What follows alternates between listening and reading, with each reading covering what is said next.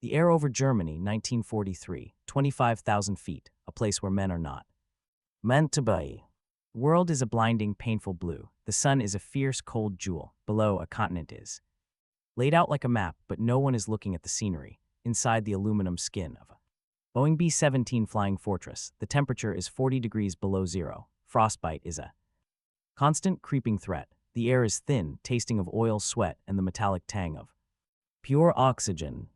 Then the flak begins.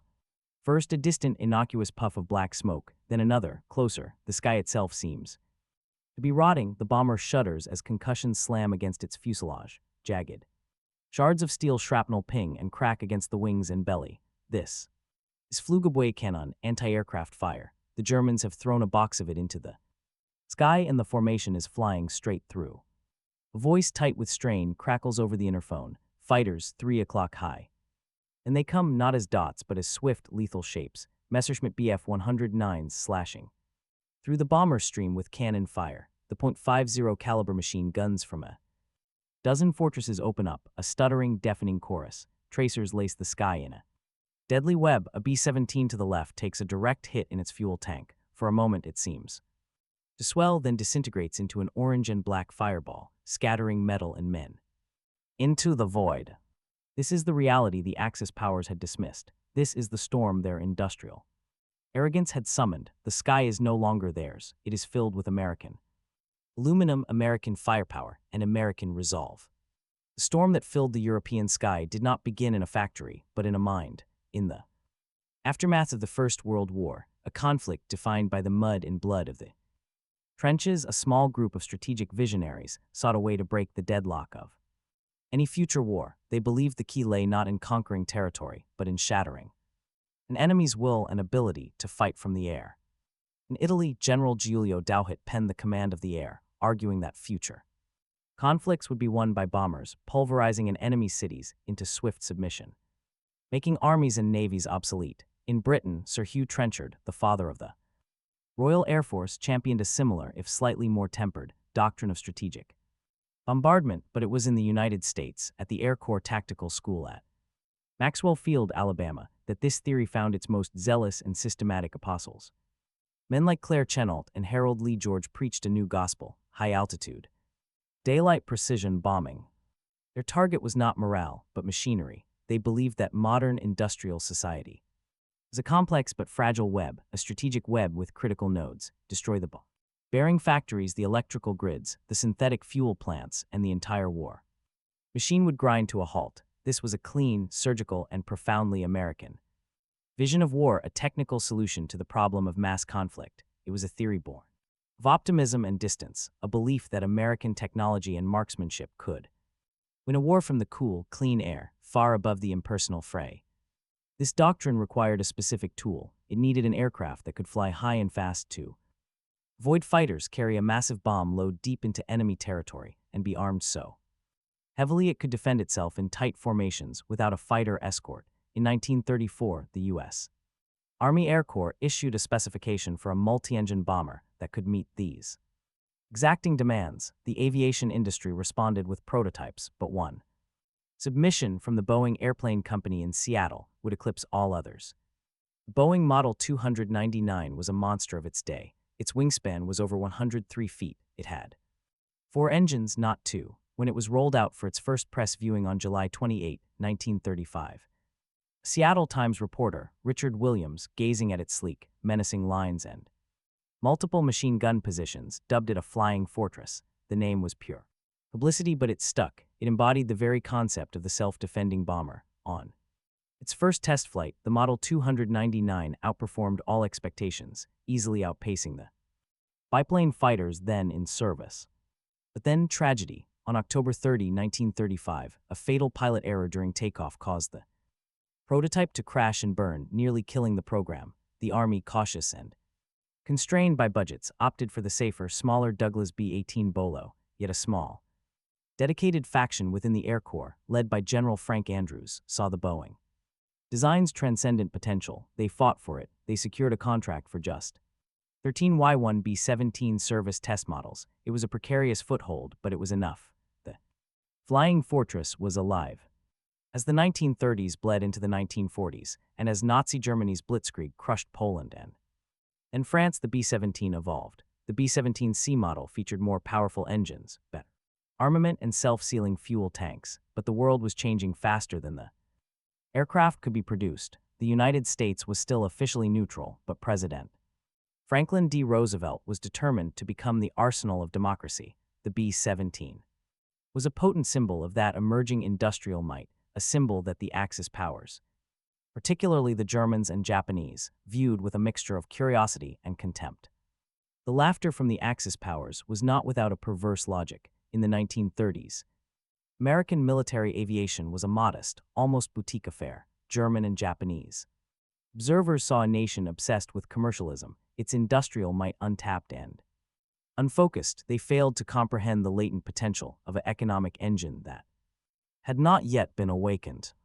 The awakening came on December 7, 1941. The response was not just a declaration of war, but a fundamental reordering of American society. The nation's entire industrial base was mobilized with a speed and scale never before witnessed in human history.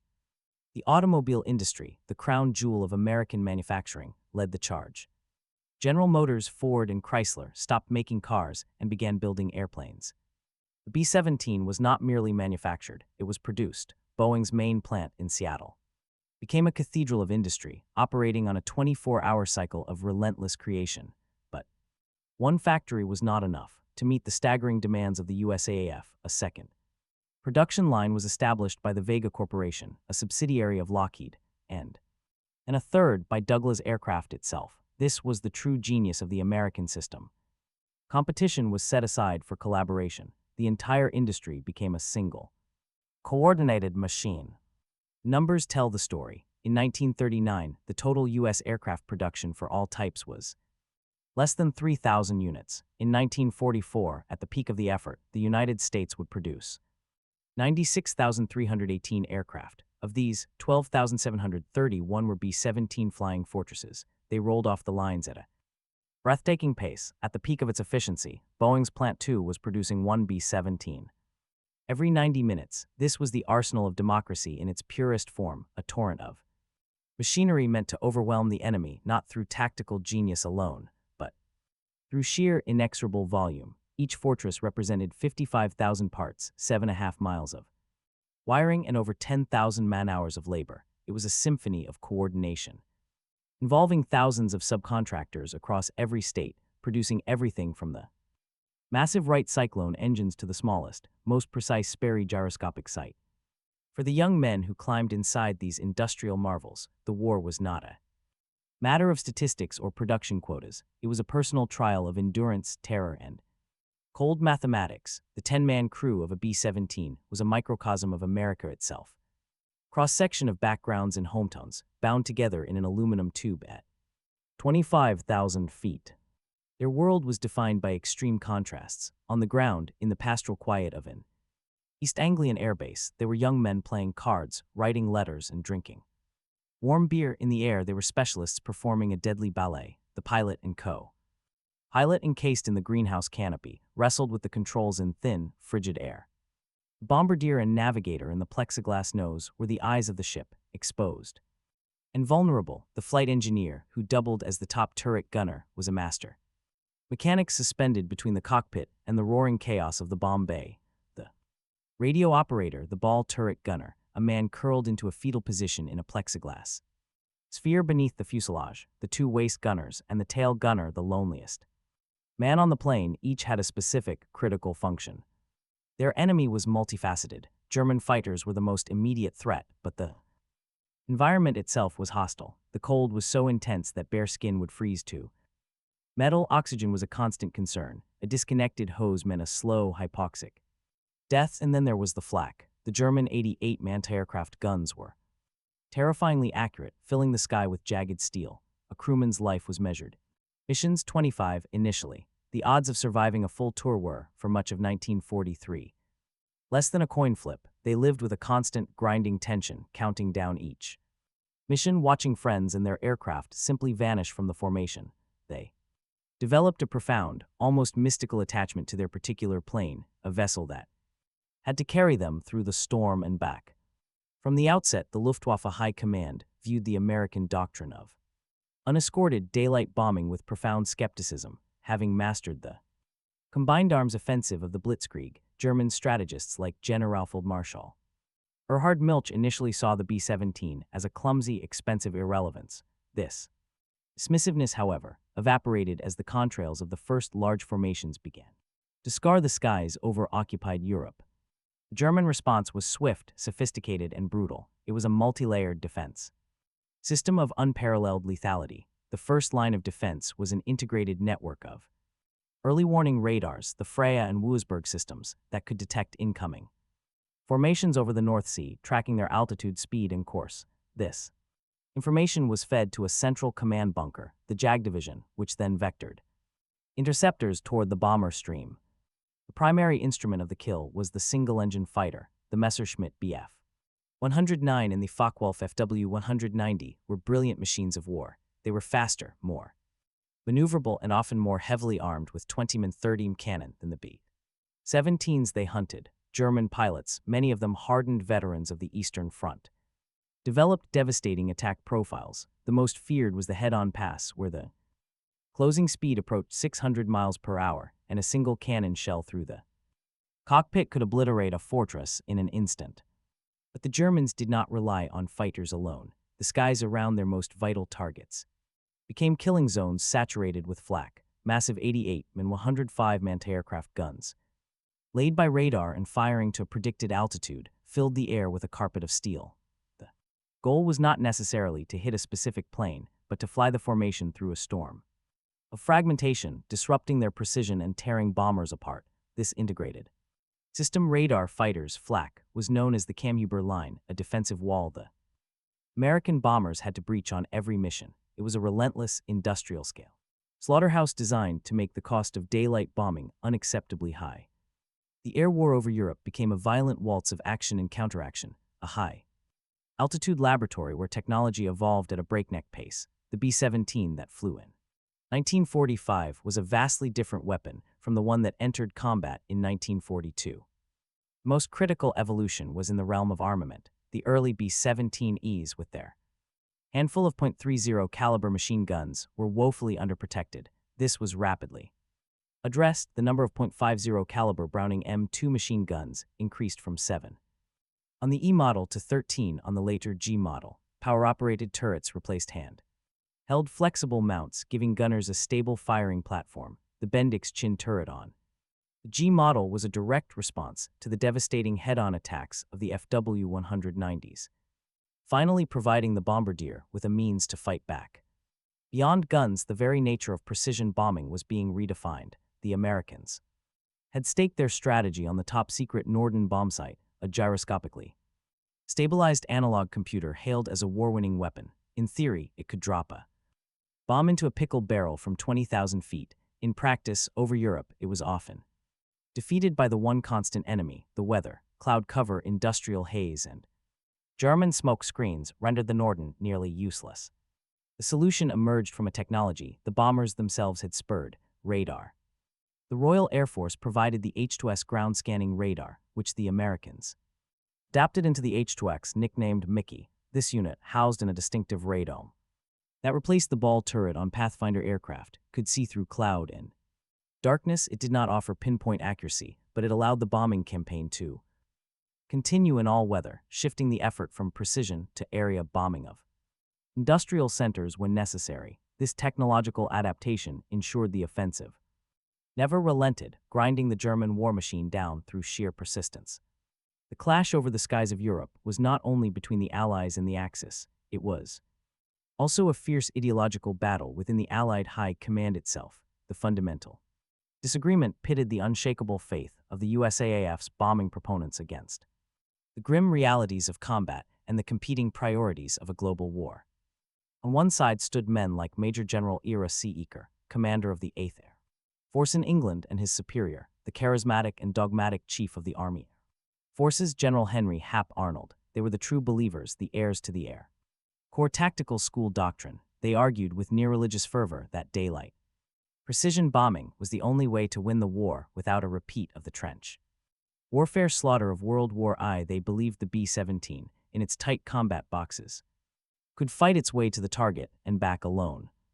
Arrayed against them were the British, Sir Arthur Bomber Harris, head of RAF Bomber Command, and Prime Minister Winston Churchill himself had tried daylight bombing and found it catastrophically costly. They had turned to the cover of darkness and area bombing, a campaign of citywide destruction aimed at breaking German civilian morale. They pressured the Americans relentlessly to abandon their folly and join the RAF in the night offensive. They saw the mounting losses of the 8th Air Force not as a temporary setback but as a tragic waste.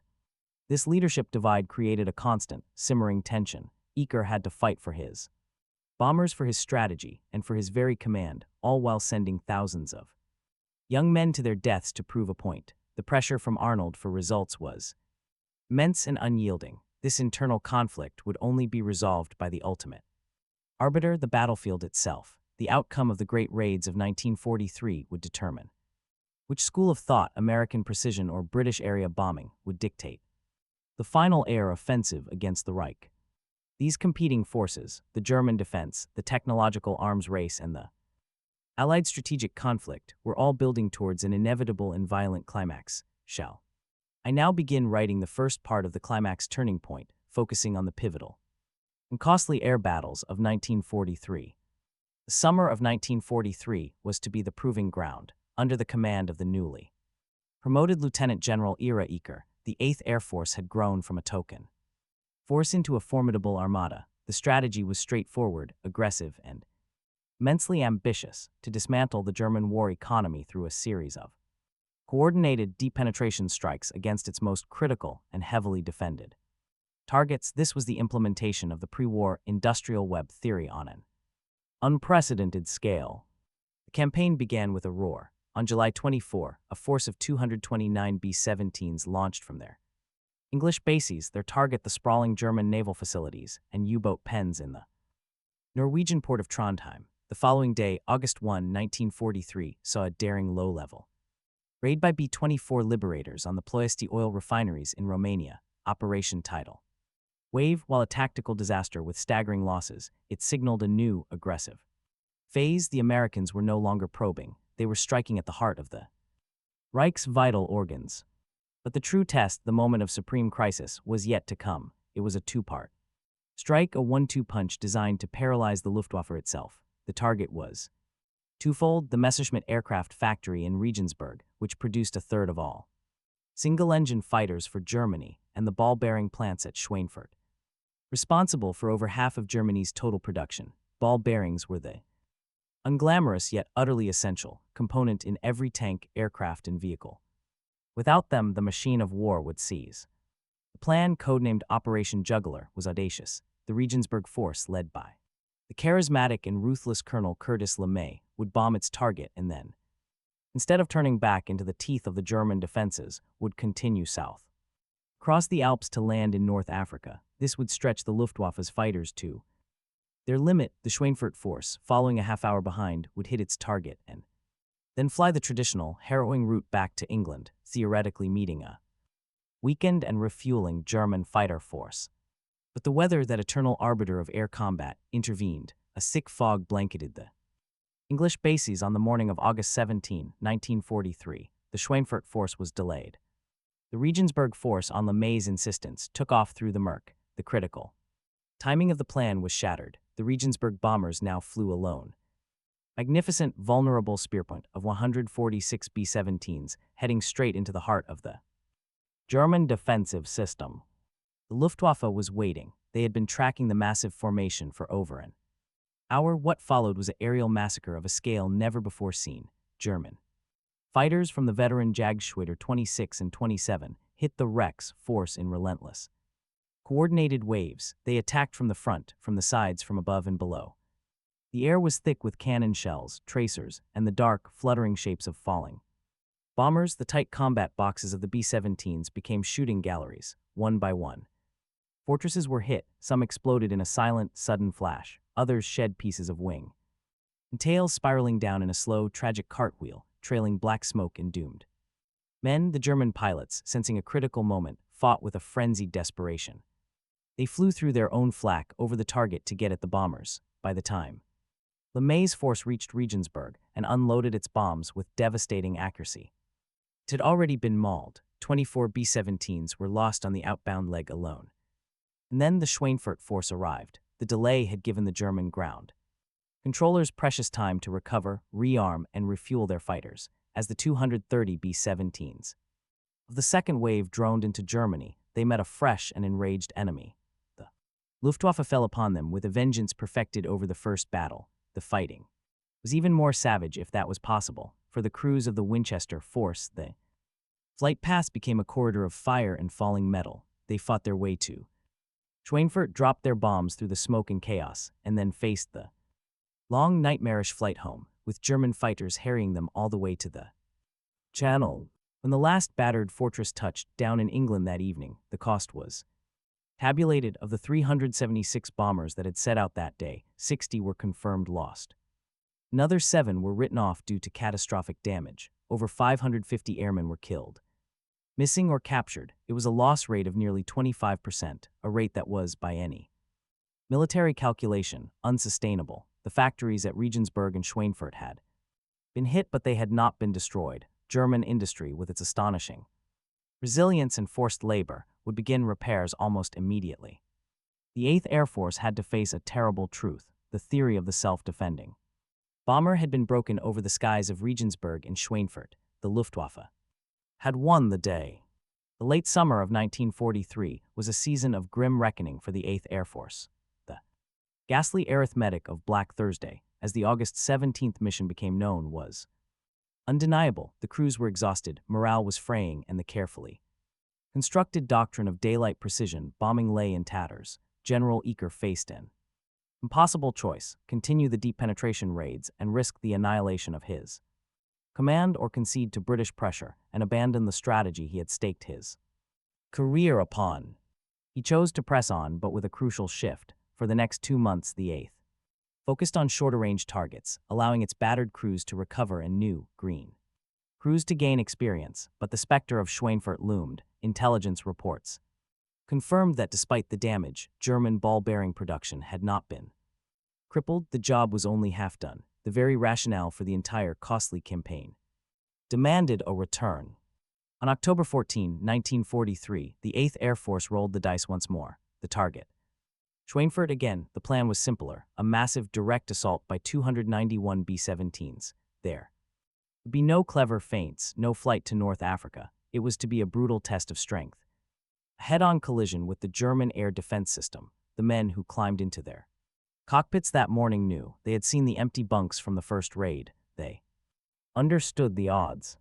The German response was a masterpiece of orchestrated violence. As soon as the bomber stream crossed the Dutch coast, the fighters swarmed. They attacked in packs, employing new, terrifying tactics. Some Bf-109s and FW-190s were fitted with underwing rockets, allowing them to stand off outside the range of the .50 caliber guns and fire salvos into the tight formations, blowing bombers out of the sky with impersonal, brutal efficiency. The head-on attacks were more coordinated than ever. The Luftwaffe, learning from the first battle, knew exactly where to strike.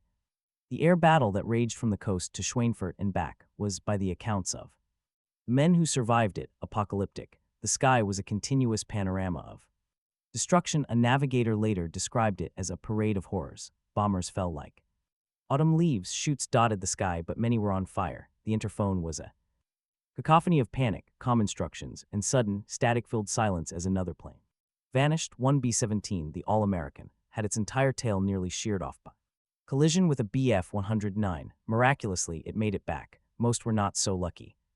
The bombing at Schweinfurt was accurate, even more so than the first raid. The city was cloaked in a pall of smoke and fire, but the cost of that accuracy was paid in blood. On the return journey, the German fighters, refueled and rearmed, were waiting for the battered, depleted formations. They harried the limping bombers, picking off the stragglers with merciless precision. When the last of the survivors crossed the English coast in the gathering darkness, many were flying on fumes, their crews wounded, their aircraft riddled with holes.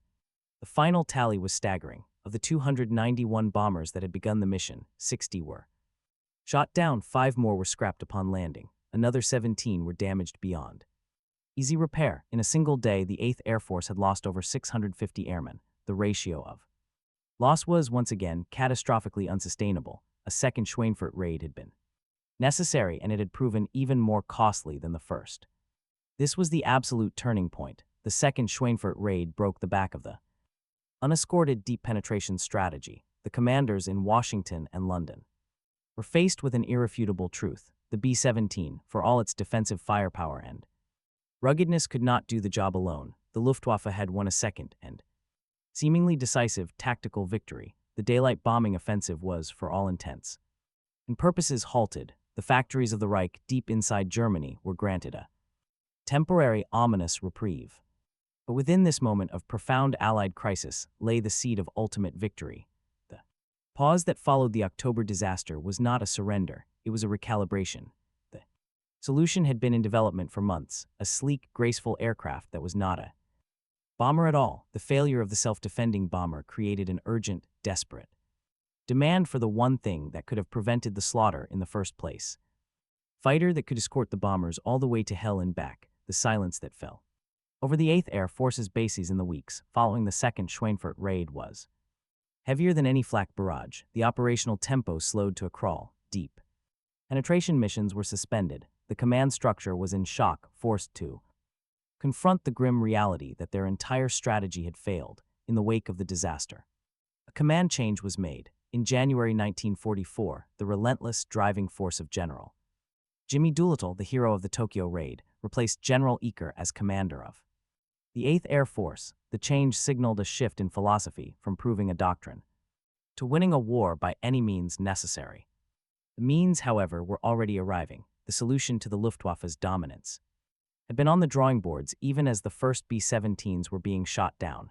It was not a new bomber but a new fighter, the North American P-51 Mustang. Initially designed to a British specification, was a superb airframe hamstrung by an underperforming engine. The transformational moment came when the British replaced its Allison engine with the legendary Rolls-Royce Merlin. The result was an aircraft of near-perfect balance, long-ranged, highly maneuverable, and possessing a top speed, an operational ceiling that could match or exceed anything the Luftwaffe could put in the air. The key was range. External, jettisonable fuel tanks gave the P-51 the legs to fly deep into Germany, but the initial drop tanks were small, providing only a marginal extension.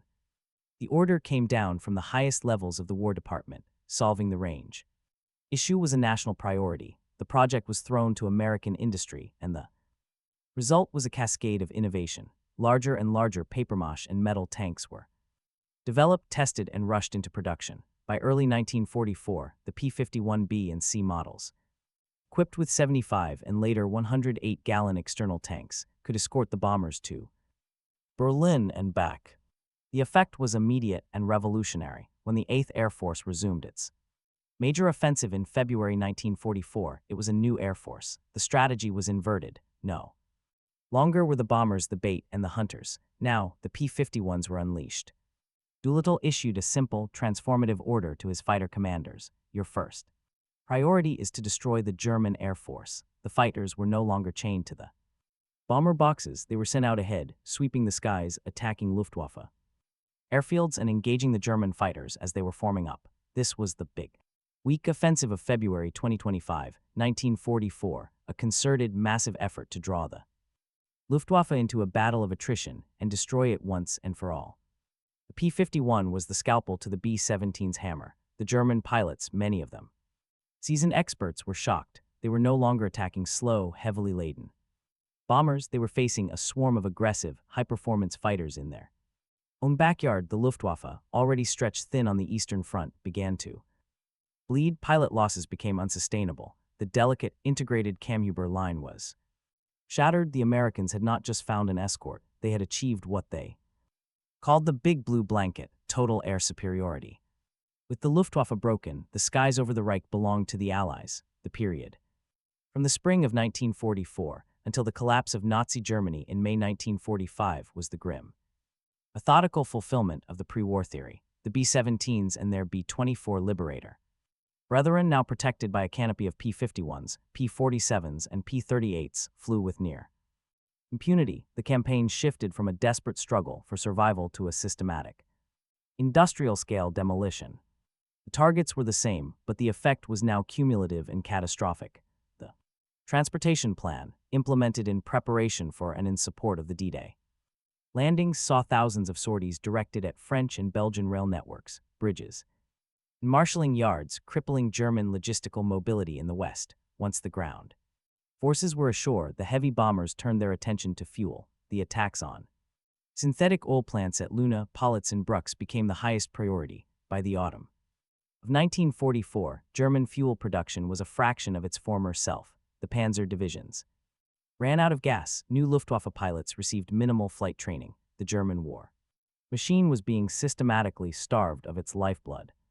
Destruction was quantifiable and terrifying in its scale. Cities like Hamburg, Berlin, and Dresden became symbols of a new kind of warfare. The B-17, designed for precision, was often an instrument of area destruction when weather or tactical necessity demanded. The Mickey radar-equipped Pathfinders would mark the target areas, and the following waves would unload their bomb loads into the smoke, creating firestorms that obliterated entire urban districts. The moral distinction between American daylight precision and British night area bombing blurred in the inferno.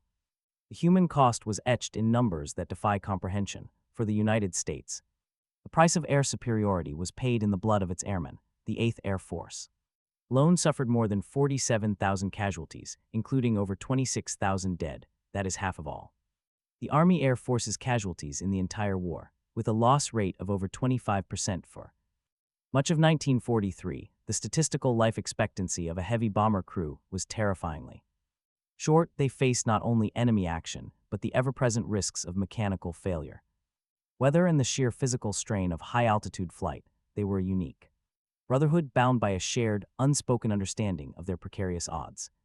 For Germany, the aftermath was the total collapse of its military and industrial capacity. From the air, by 1945, its cities were rubble, its transportation network was severed, and its oil and armaments production had ceased to exist. Albert Speer, the Reich Minister of Armaments and War Production, testified after the war that the strategic bombing campaign, particularly the attacks on the fuel and transportation systems, had been decisive. It had prevented the creation of a wonder weapon arsenal and had ground the Wehrmacht to a halt. The very industrial web that the Axis had mocked America for possessing had been used to systematically dismantle their own. The laughter that had once echoed in Berlin and Tokyo was silenced, replaced by the relentless, earth-shaking drone of 1,000 Pratt and Whitney engines and the whistle of falling bombs. The storm that the B-17s represented had not just filled the sky, it had consumed the Reich from the air downwards. The contrails faded, the guns fell silent. The last B-17 touched down. Its war over. What remained was not just the physical rubble of a continent, but a permanent alteration in the fabric of warfare and human conflict. The flying fortress was more than a machine. It was a symbol of a nation's industrial soul, a testament to the terrifying power that can be unleashed when a democracy fully mobilizes its economic and human will. Its legacy is a complex tapestry of triumph and tragedy. On one hand, it stands as a vindication of American industrial might and the doctrine of strategic air power. The B-17 was the central instrument in proving that air forces could be a decisive, war-winning weapon, leading directly to the creation of an independent United States Air Force in 1947. The very concept of modern warfare is inextricably linked to the principle of air superiority that the battles over Germany established.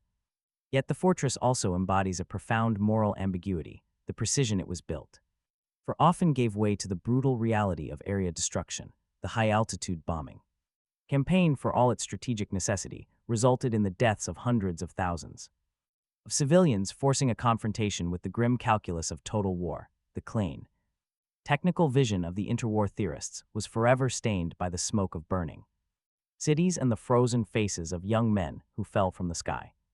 Today, the few remaining B-17s are silent, majestic ghosts. Their droning engines are heard only at airshows, a haunting echo of a past age, but their lesson endures. They are a permanent reminder that technology alone does not win wars. It is the courage of the crews who man them, the ingenuity of the industries that built them, and the sobering responsibility of the nations that wield them.